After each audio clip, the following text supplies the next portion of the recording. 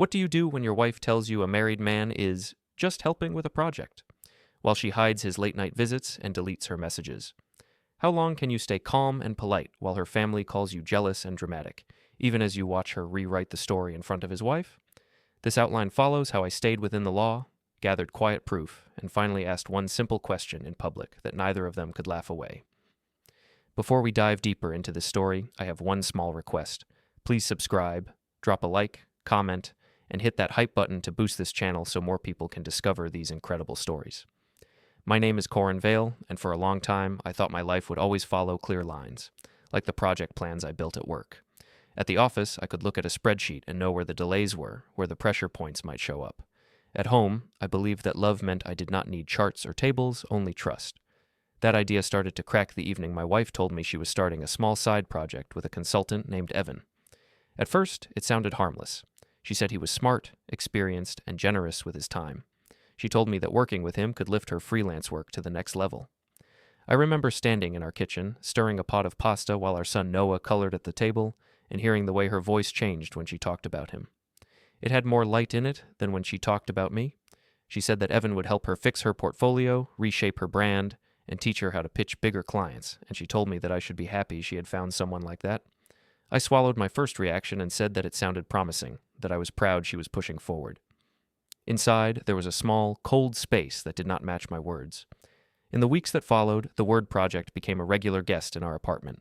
She said that the project needed one more late-night session at the co-working space, that the project required 2 or 3 evenings a week, that the project had to be ready by the pitch date. She said Evan was just helping with the project, nothing more. The first time she came home past midnight, she smelled like coffee and coffee shop air freshener, and she said they had lost track of time while polishing slides. I told myself that creative work did not always fit inside normal hours. The second time she came back later than the last train, and she said Evan had driven her home because he did not want her walking alone. She laughed as she said it, as if I should admire his kindness. I stood there in the hall, with Noah asleep in his bed and the kitchen light behind me, and tried to be the calm husband who did not make a scene. Still, my mind kept trying to put things into order. At work, when a schedule felt wrong, I did not yell at the calendar, I examined the data. One night, after Noah had gone to bed and Sienna had left again for another project session, I sat down at the dining table with my laptop. The apartment was quiet except for the hum of the fridge. I opened a new spreadsheet and typed a simple header with the month. In the first line, I entered the date, the time she had left, the time she had come home, and a short note: co-working with Evan, pitch prep, drove home. I told myself it was not proof of anything, only a way to see patterns. Row by row, as the days passed, the list grew. Some nights ended earlier, some later, but the direction was clear. More time away, more time with him. When I clicked save, a small cloud symbol appeared in the corner of the screen, and the words file uploaded successfully popped up. It was such a small line, but it made me feel a little less helpless, like I had taken one step back from confusion towards something solid. On the wall behind me hung our family calendar. Noah had drawn small stars around holidays and his own birthday. Sienna's handwriting marked client deadlines in bright pen. One square near the middle of the month had a red circle around it. In her neat letters it said co-work pitch, 7 p.m. Next to it, in smaller writing, I added Noah bedtime. It was half reminder, half question to myself. Would I be reading him a story alone that night, or would she be there to hear his voice drift between sentences? When I turned back to the table, I pulled out the household binder from the shelf near the fridge. The plastic cover bent slightly from the weight inside. Years of bills, rent receipts, and small agreements were pressed together in that spine. I flipped through and noticed a growing section of receipts from the co-working space, coffee shops, ride services. It looked like a second life growing between the pages of our daily life. I took a sticky note, wrote project expenses in plain block letters, and placed it at the edge of that section. Then I slid the binder back into its place, the label household still visible on the side, innocent and heavy. That week, my mother Ruth called in the evening. I put the phone on speaker while I chopped vegetables. She asked how work was going, how Noah was doing in school, how Sienna's freelance jobs were shaping up. I answered each question carefully. I said that work was stable, that Noah was fine, that Sienna was busy with a big project, and that a colleague was helping her. My mother's tone changed slightly when she heard that last part. She did not accuse anyone of anything. She only said that she knew how people like to dress up simple problems with big words, and that sometimes the word mentor hid more than it showed. She told me that help was usually done in daylight, not always in parked cars at midnight. I said she was worrying too much, that Sienna was ambitious, and that this was a stepping stone. Ruth did not argue. She only said that calling something a project did not make it harmless, and that I should keep my eyes open and my heart calm. Later that night, when Sienna came home, she was still buzzing from her work. She told me that Evan understood her ideas better than anyone, that he pushed her to be brave, that he was the first man who believed in her vision. She added that I should not feel threatened because he was just helping with a project. When I asked gently if some of those sessions could happen earlier in the day or with other people present, she said I was afraid of her success. She told me that my job had made me obsessed with control and that she would not shrink herself to fit my comfort. Noah stood at the door of his bedroom listening, small and quiet in his pajamas, holding a toy car in his hand. I lowered my voice and said that I did not want to fight, that I simply wanted to know where the line was. She turned away, took her phone, and walked to the bedroom, her mug landing on the far counter in the kitchen instead of next to mine. Much later, when the apartment was dark and Noah was asleep, I lay on my side of the bed. Sienna lay with her back to me, her face lit by her phone screen. I saw a message thread open for a second. The contact name was not Evan, it was just a small star emoji. She smiled at something she read and typed quickly. When she noticed my eyes on the screen, she tilted the phone away and said he was sending last-minute edits to the project timeline. I nodded and turned over, looking at the shadow of the window on the ceiling. After a while, I reached out and picked up my own phone from the nightstand. The screen glowed, and for a heartbeat, a small preview slid across the top from a thread called Follow Up. It said that if home and finances ever felt unsafe, they could explain my options. My thumb hovered over the notification. I hesitated, then, hearing Sienna's footsteps toward the bathroom, I swept the preview away before the chat could open and placed the phone face down again, as if I had something to be ashamed of.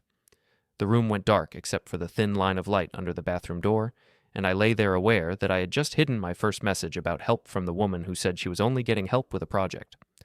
The next morning at the office, the world looked normal on the surface. The open-plan floor buzzed with printers, keyboards, and quiet conversations. I took my seat at my desk, opened my email, and tried to let the routine carry me. As I was checking a timeline for a bridge repair, one of our younger engineers rolled his chair over to mine with his phone in his hand and a grin on his face. He said that he had seen something funny on social media. Before I could ask what it was, he turned the screen so I could see. There was a photo of Sienna and Evan at a shared desk in a co-working space, both leaning over a laptop, faces close.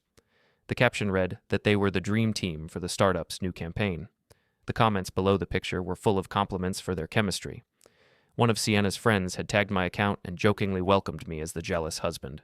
My chest tightened, but my face stayed neutral. I told my colleague that they worked well together and that some people like to play around online, and I gave him a small smile I did not feel. After he rolled away, I sat for a moment with my hands on the keyboard, letting the noise of the office wash over me. Then I opened my personal spreadsheet again, the one that did not live on any company server.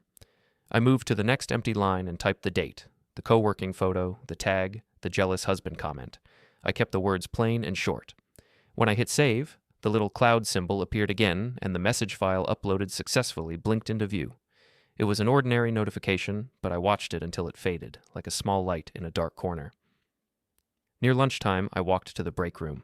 My phone buzzed in my pocket, and when I checked the screen, I saw a missed call from the same private number as before. I stepped into a quiet corner, put on my headphones, and called back. When someone answered, I spoke in a low, controlled voice.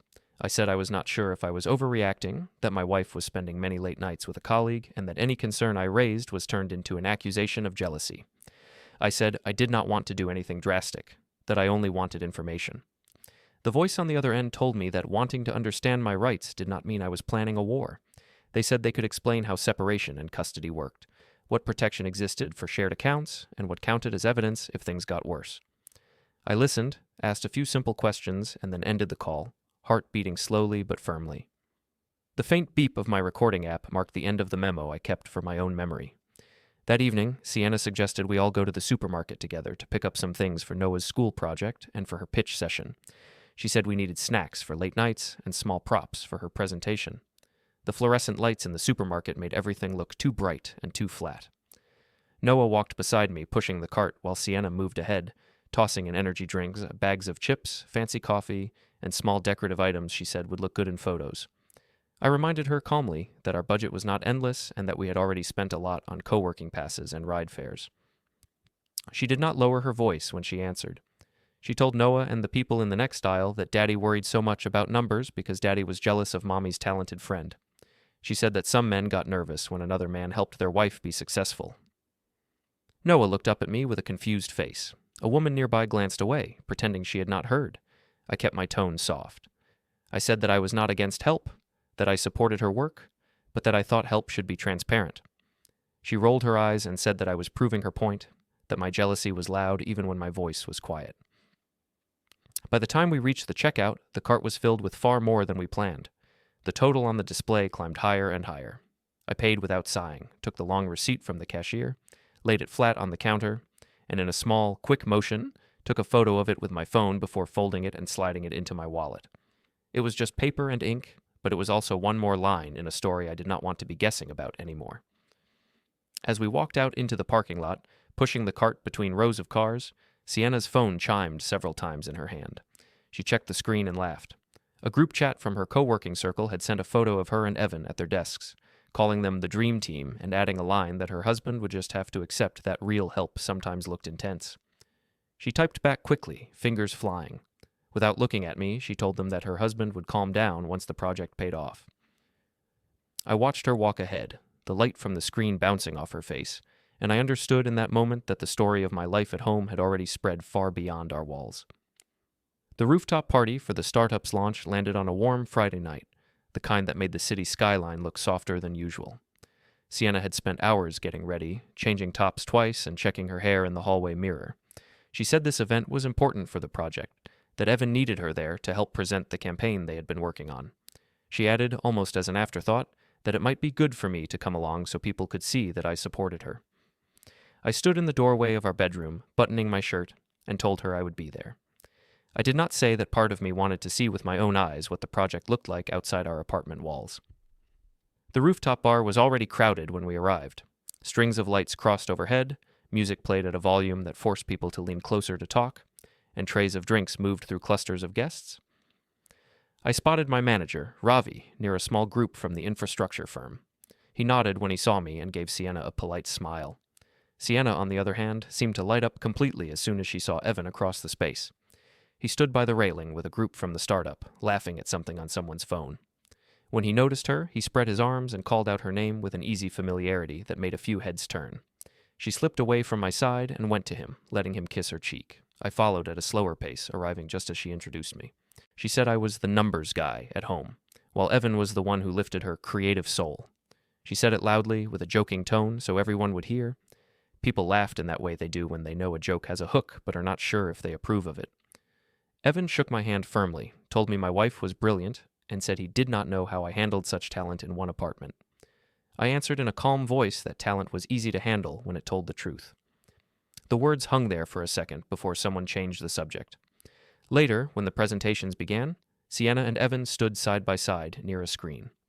Evan walked through the slides with practiced ease, explaining how the campaign would reach their target users. Sienna added extra lines about visuals and emotional hooks. She looked alive on that small stage, confident and bright. At the end, the founder called them the Dream Team and asked everyone to raise a glass. People cheered and clapped. I clapped too, because the work itself was good and because I did not want to be the only still figure in the room. After the formal part, the atmosphere loosened. Music grew louder, and people spread across the rooftop in smaller circles. I found myself near Ravi, who asked if everything was all right at home. His eyes were kind but direct. I told him that things were complicated, that Sienna's project demanded a lot of time. He said he had noticed, and that sometimes mixing that level of intensity with personal lives could create storms. He also said that if I ever needed time off for restructuring, I should ask before things snapped. I thanked him and watched as Sienna and Evan moved together through the crowd, laughing with shared gestures like two actors in a film. At one point, I saw Sienna in the center of a group from the startup, holding a drink. She told them that Evan did more for her career than her own husband had ever done. She said it was only fair, since Evan actually understood her work. She added that I was just jealous of real help. People laughed, some uncomfortably. One woman raised her phone to record the Queen of Honesty, as she called Sienna. In the recording, Sienna laughed and said that Evan was only helping with a project, and that if I had any doubts, I could always ask his wife to define what that help was. There was a sharpness under the words that the crowd seemed to enjoy. I stood a few steps away, close enough to hear but far enough to pretend I had not. I did not interrupt, I did not tell her to stop, I watched people's expressions. Some looked entertained, some uneasy, some excited by the edge in her voice. I noticed one of the younger developers holding his phone straight up, capturing the whole moment. I made a note in my mind of his name. Later in the evening, I walked over to the bar for a soda. On the way back, I found Evan alone at the railing for a moment, looking at the city. I joined him, standing at a polite distance. I told him that I did not mind my wife having partners on projects, but that I valued clear lines. I said that jokes about another man doing more than her husband were not only jokes when a child and 2 families were involved. He smiled in a relaxed way and said I was overthinking, that Sienna loved drama and that nothing was happening beyond work. He said he was just helping with a project and that I should trust that. I looked at his face and said that I believed help did not need to hide behind laughter. Then I walked away before the conversation could twist. The following afternoon, I stopped by the co-working space with 2 cups of coffee in a cardboard carrier. Sienna had told me she would be there finishing the last small tasks for the campaign. The front desk clerk recognized her name and pointed me toward a shared desk area upstairs. When I stepped into the room, I saw Sienna and Evan sitting side by side, their chairs very close, bodies angled toward each other. Both of their screens were open, but when they noticed me standing there, they jumped slightly and minimized their windows. Sienna's face went from startled to defensive in a second. She asked why I was there. I said I had been nearby after a meeting and thought they might like coffee. I placed the cups on the table and did not mention the distance between their chairs. Evan thanked me politely and said again that he admired a husband who supported his wife's project. I nodded, said that support did not mean blindness, and left. That night, after Noah fell asleep, I sat at the small desk in the living room with my notepad. On the top page, I had written statement in simple letters. I wrote down the date of the rooftop party, the joke about asking Evan's wife what help meant, the recording phone, and the co-working visit with the close chairs and minimized screens. I did not add insults. I left out assumptions. It was only a list of moments and places. When I finished, I tucked the note into the back of the notepad and slid it into the drawer. Then I opened my spreadsheet and added 2 more lines. Rooftop launch party, recorded jokes, co-working visit, sudden distance. When I hit save, the cloud icon flashed and told me file uploaded successfully once again. Later that evening, as I sat on the couch, my phone buzzed. A notification appeared at the top of the screen. Someone had tagged me in a video. When I tapped it, the rooftop clip opened. There was Sienna, raising her glass beside Evan, laughing and saying that he was the only man who really supported her work, and that if I had questions, I could always ask his wife what help looked like. The camera swung slightly and caught my face in the background, eyes fixed, mouth drawn tight. Under the video, comments piled up, some calling her savage, others praising her honesty. Someone wrote that I looked like I needed to relax and let real men help my wife. For a long moment, I just watched the clip loop. Then I locked the phone and set it down, feeling a slow, heavy calm settle over me like a coat. A few days later, we celebrated Noah's 8th birthday at a family restaurant with long tables and loud walls. The place smelled like fried food and tomato sauce. Waiters carried trays past us, shouting orders over the noise. Noah sat in the center of our group, a paper crown on his head, grinning at the pile of wrapped presents in front of him. For a while, the dinner felt almost normal. My parents sat on one side, Sienna's parents on the other. We talked about school, work, and traffic. I watched Noah's face and tried to fix it in my memory untouched by worry. Then, near the middle of the meal, Marta pulled out her phone. She said she wanted to show everyone how famous her daughter had become. She opened the rooftop clip, turned the volume up, and held the phone so the entire table could see Sienna on the screen, laughing with her glass raised. People at the table leaned in. They heard Sienna say that Evan did more for her than her husband, that I was just jealous, that his wife could confirm what real help was. A few nervous laughs rose from the group. Noah looked at the moving images with a puzzled expression and then at me. Marta said that the video was proof of Sienna's talent and bravery. She said not many women had the courage to talk openly about weak husbands who tried to hold them back. She called me lucky that her daughter stayed, considering how boring I was. Sienna, sitting beside her mother, did not stop her. She added that she was just being honest, and that if I could not handle her honesty, that was a separate problem. I put my fork down, feeling every eye at the table shift to me. I spoke slowly so my voice would stay level. I said that making jokes about jealousy online was one thing, but using a child's birthday dinner to replay a clip where my marriage and another person's marriage were treated like a stage was something else. I asked what kind of partnership needed this much secrecy and this many late nights. I asked why, if Evan was only helping with a project, his name now showed up in more of Sienna's stories than mine did. Marta slapped her hand lightly on the table and called me dramatic. She said that men like me were frightened whenever a woman grew beyond them. She accused me of attacking Sienna out of fear and said that I was ruining my son's birthday with my paranoia. Sienna leaned into her mother's arm, letting herself be shielded. She told everyone that I did not support her work, that I made everything about control, that I could not accept that another man might have skills she did not get from me. She looked down the table at my parents and asked them if they really wanted their son to pull her back from success. My father stared at his plate, jaw tense. My mother met my eyes across the table and shook her head slightly, not at me, but at the whole scene. Noah, caught in the middle, pushed his cake around with his fork. He asked, loud enough for everyone to hear, whether it was bad when someone helped your mom, because his grandmother helped us all the time and nobody called Grandpa jealous.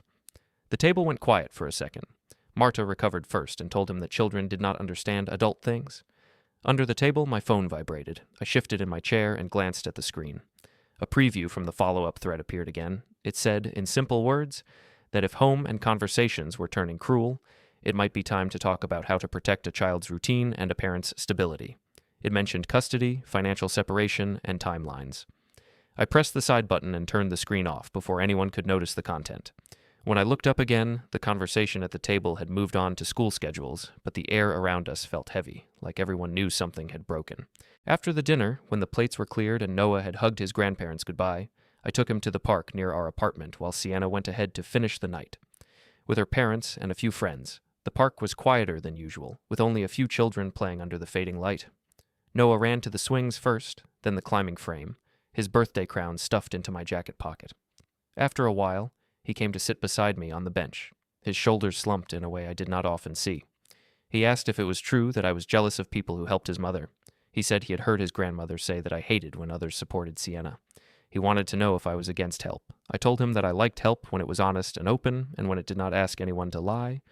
I said that if someone helped his mother in a way that made her hide messages, change names in her phone, or come home smelling like someone else's cologne, that was not help. That was something different. I told him that being worried when people lied was not jealousy, it was care. He swung his legs and listened more than he spoke. A few days later, I waited in the school pickup line outside Noah's classroom. Parents gathered in small groups, talking about homework and weekend plans. Children poured out of the school doors in waves. I recognized a woman I had seen once or twice before at events, standing a little apart, eyes on the road rather than the door. She had the tired posture of someone who carried too much on her shoulders. When a dark sedan pulled up, Evan stepped out from the driver's seat, waved at her, and then turned toward the school entrance. Sienna appeared beside him a moment later, laughing at something on his phone. They greeted, walked the last meters together, and disappeared inside. The woman's jaw tightened as she watched. She glanced sideways at me and caught me looking. There was a flicker of recognition in her eyes, as if she had seen my face in a tagged photo somewhere. She asked in an indirect way if I was here for Noah. I said yes, and used his name. She nodded and said she was here for her kids, and she used Evan's surname when she called them. The air between us shifted. Neither of us said much more, but we both looked toward the entrance where our spouses had just gone in side by side, leaving us on the sidewalk with our children's backpacks and our private questions. When Noah finally came out, he ran to me, waving a piece of paper with a gold star. The other children ran to the woman's side, calling her mom. As we walked away from the school, I felt the weight of something unspoken sit on my chest. My phone buzzed in my pocket. It was my mother, calling in the late afternoon. I answered, and she asked how Noah's birthday had gone in the end. I told her in simple terms about the video at the restaurant, the laughter, Marta's words, and Noah's question about help. Ruth was quiet for a long moment. Then she said that there was a difference between help and hiding, and that one day Noah would judge me by how I handled that difference, not by how loud other people shouted. After the school pickup line, the days started to feel like they belonged to two different lives. In one, I went to work, checked timelines, updated budgets, and answered emails. In the other, I watched my wife get ready for more project nights with Evan, listened to her tell friends that I was too controlling, and heard my own name turn into a warning not to be like Corin. I moved between those lives quietly, carrying details from one into the other like small stones in my pocket. It was Ruth who finally said, in a calm voice over the phone, that I needed to speak to someone neutral. She did not use the word lawyer. She just said that when a roof started leaking, you did not sit under it, hoping the water would turn back into paint. You looked at the damage and asked what had to be done. Her words stayed with me. One morning, I parked in the underground garage of an office tower instead of going straight to my company building. I sat in the car for a few minutes, my hands on the steering wheel, and looked at an entry on my phone calendar. Meeting, personal, 11 a.m.? For a moment, I thought about canceling and going back to the safe, dull comfort of my desk. Then I saw Noah's face in my mind, the way he had asked if I hated help, and I stepped out of the car. The lobby of the tower was cool and polished. People moved through security gates with badges and coffee cups. I checked in and sat on a bench near a tall plant, feeling like I was taking up more space than usual. When my name was called, I followed a staff member down a hallway into a small, quiet room with a table and 2 chairs. The person who met me there did not look surprised or judgmental. They asked simple questions: how long the late nights had been happening, what had changed in Sienna's behavior, how our son was reacting. I answered carefully, trying to keep emotion out of my voice so I would not forget details. I described the co-working sessions, the rides home, the rooftop jokes about asking Evan's wife, the birthday dinner where my son's party became a stage. I mentioned the video online and the way strangers now talked about my marriage as if it were a show. They listened and then explained, in plain language, what my choices were. They said I did not have to decide anything that day. They talked about separation, about how shared accounts could be handled, about how courts looked at patterns of behavior when children were involved. They said that if things did not improve, I could take steps to protect Noah's routine and my own stability without shouting or revenge. They repeated twice that information was not the same as action. I left the room with no thick envelope in my hand, only a folded note with a few reminders in small handwriting and a little more space to breathe in my chest. Back in the parking garage, I sat in the car again before driving away. I opened the voice memo app on my phone and recorded a slow, detailed summary of the meeting. I spoke about the rooftop clip, the birthday dinner, the supermarket scene, Noah's questions, and the strange moment in the school pickup line where Evan and Sienna walked in together while Naomi and I stood outside. When I finished, there was a soft beep to show the memo had saved. I took a small USB stick from the glove compartment, plugged it into the dashboard port, and moved the file onto it. I wrote the day's date on a tiny adhesive label and stuck it on the side. Later at home, when the apartment was quiet, I taped that USB stick under the back cover of a folder marked taxes in my desk drawer. When I closed the drawer, the lock clicked with a small, final sound that made me feel, just for a moment, like I had drawn a thin line around the truth. Life in the apartment continued, at least on the surface. Sienna came and went with the same fast energy. She talked about how close she and Evan were to finishing the campaign, how impressed the startup founder was, how exciting the next phase would be. She showed me screenshots of comments from people praising their chemistry, laughing at jokes about jealous husbands. She said I should be proud to be part of a story that inspired so many reactions. I told her, in a voice that I tried to keep steady, that I did not feel inspired by the way she talked about me. She said I was making everything about myself again.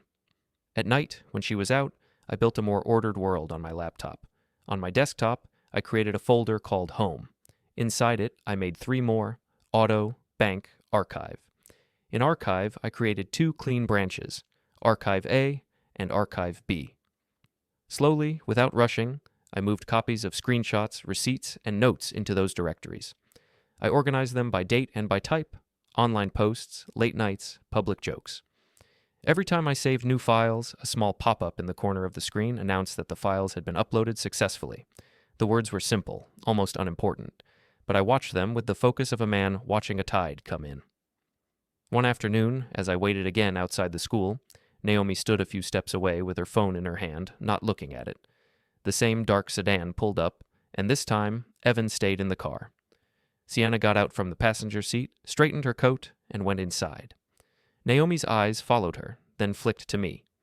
After a moment of silence, she said she recognized me from a rooftop video someone had showed her, the one where my wife joked about asking her how she defined help. She tried to say it lightly, but her voice had an edge. I answered that I recognized her too, not from a video, but from the way her husband's name came up in my home. We stood there, side by side, watching the school door. Naomi asked in a careful way how often Sienna and Evan had project nights. I gave her a rough count. I asked her the same question about Evan's work schedule. Our numbers matched more than they should have. She said that Evan told her he was saving a small local business with his skills and that he was proud to be such a supportive colleague. I said that Sienna told me almost the same story, only with different adjectives. We did not finish the conversation that day. The school doors opened and our children ran out toward us, pulling us back into our roles as parents. In the evenings, the air in our apartment started to feel thinner. Sienna sensed some shift in me, even if she could not see its shape. One night, she came home late again. The clock on the stove showed an hour well past any train schedule. She smelled faintly of a cologne that did not belong to me. In the stairwell, she found me taking out the trash. She asked, with a sharp edge under her voice, whether I had been checking the time again like a security guard. I said I had noted it, yes. She said that Evan was just helping with a project, and that my obsession with hours and minutes proved I did not trust her. I told her that I trusted actions more than words, and that I saw a pattern that did not look like simple work. I said I had spoken to someone about how to keep Noah safe if things went on like this. She laughed out loud in the hallway, not amused, but offended. She said I would never do anything serious, that I liked to sit in spreadsheets and dream about control, but would never step into a real fight. The hall was not empty. A thin line of light under Ms. Geller's door showed that our neighbor was home. I could hear a faint rustle inside, the way someone sounds when they move closer without meaning to listen. I took a slow breath and told Sienna in a quiet voice that if she continued to hide behind the word project while tearing at the trust in our house, I would stop arguing and handle things properly. I used that word, properly. I did not raise my voice. I did not move toward her. As I finished speaking, my phone vibrated in my pocket. I took it out and saw an alarm I had set days earlier without knowing exactly when I would need it. The label on the screen said, "Paper Drop." The timing felt strange and sharp, like a bell ringing in the middle of a dream. Sienna glanced at the screen, then at my face. For a moment, her smile dropped. She asked if I thought I was in some legal drama movie. Then she pushed past me, went into the apartment, and let the door close loudly between us, leaving me standing in the stairwell with the trash bag in one hand and the glowing phone in the other, aware that the last veil in my mind had finally fallen. The morning I walked into the courthouse, the sky was the same color as the stone steps outside. I had not rushed to this place. I had moved toward it slowly, step by step, after too many nights of watching my life become content for other people. In my jacket pocket, my phone showed a calendar entry. Courthouse, 9 a.m. Below it, the follow-up thread in my messages list held a final note confirming that documents had been filed. A petition to end the marriage, requests for temporary orders around Noah's schedule and the apartment, a narrative that set out, in plain words, what had happened and when. The lobby was busy but not loud. People sat on benches, moved through security, waited near doors. I found a place close enough to see the entrance and stood there, hands at my sides. I was not the only one arriving for something that day.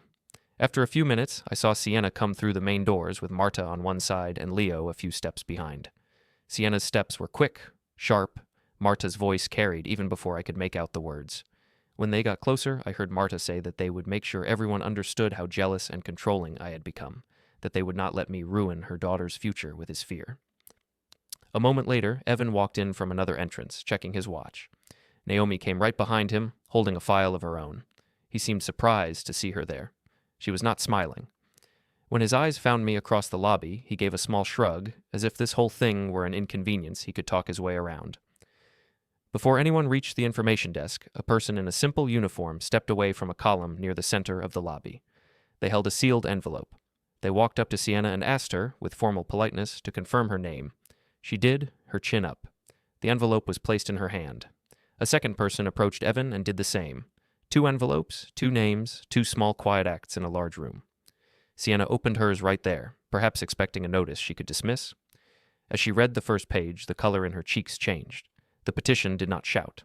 It did not throw insults. It simply lined up facts. The late-night work sessions, the rides home, the rooftop party where she joked about asking Evan's wife what help meant, the birthday dinner where she let my son's celebration become a stage, the online video where I was framed as jealous for wanting transparency. It listed dates, places, and the impact on Noah, including his questions about whether help always came with lies. It asked for the marriage to be dissolved and for temporary arrangements that kept our son's life steady while the dust settled. Evan scanned his envelope less carefully, his eyes jumping over lines. His lips tightened as he reached sections about his role, about how his behavior with Sienna had spilled into 2 households. His name appeared in a separate piece of paper that warned him that public jokes and posts about my supposed jealousy could cross into harm for my reputation, especially when he had known the truth of his own actions. It was not a threat thrown in anger. It was a description of what could come next if the mocking continued. Marta turned on me as soon as she realized what she was holding.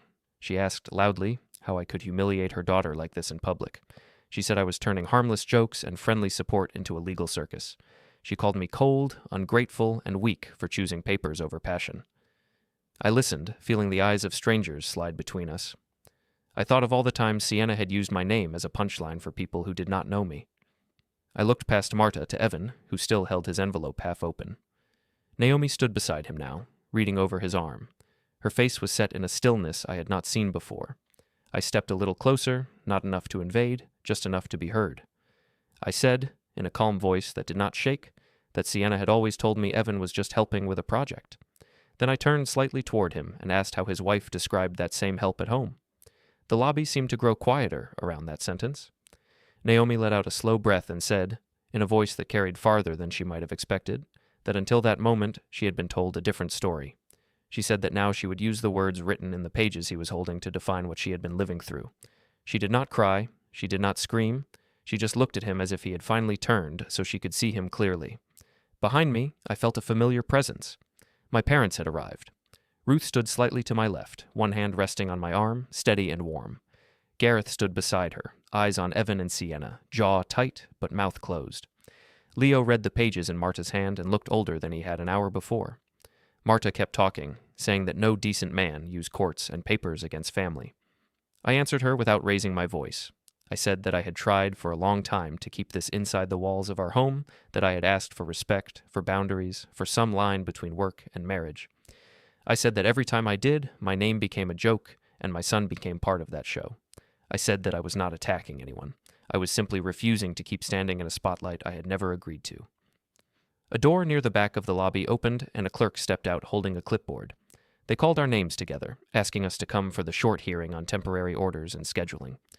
Just before that, the elevator doors at the end of the hall slid open with a clear, bright bell. The sound cut cleanly through Marta's words, through the murmur of strangers, through the echo of all the nights of just helping with a project. I took a slow breath, feeling it move fully into my chest. I did not look at Sienna's face again. I did not check Evan's expression or Marta's hands. I turned toward the elevator, walked across the lobby, and stepped inside with the clerk. As the doors began to close, I saw Naomi still holding her envelope, eyes fixed forward, and my parents standing together, solid as they had been the day I first left home. The doors met with a soft click, and the bell's memory hung in the air. That was where the story, as I chose to tell it, ended. Not with shouts or broken things, but with the quiet sound of metal doors sliding shut between a life where I was a joke and a life where, at last, I was not.